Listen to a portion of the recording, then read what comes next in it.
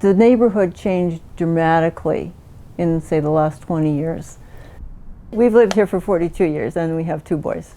We came here in 1973 in February. The red spots are the lots that have been redeveloped in the last, I would say, 20 years or so. It's not been a redevelopment like you would normally expect. What happens here now is that when a house is sold, it gets bulldozed and then you get a great big house built instead. You have all these lots that have these big gates and fences and things, and some of these gates are locked. You can't even get to the front door anymore, and if you do, nobody speaks English.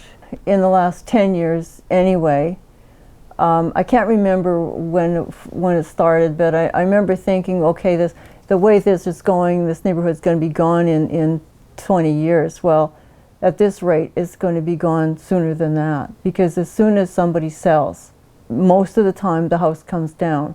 Oh, there are houses here that look fine, you know, that are older houses, but the developers have bought them and they're a land bank for them. They'll tear the house down when they need that house to rebuild the house.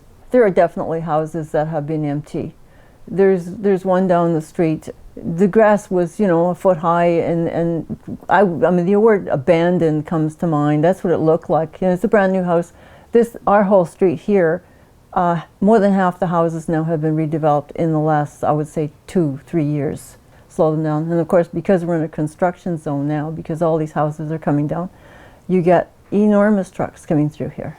We're never excited that somebody's going to move in because we know it's going to come down eventually. You almost never get a neighbor who buys to stay.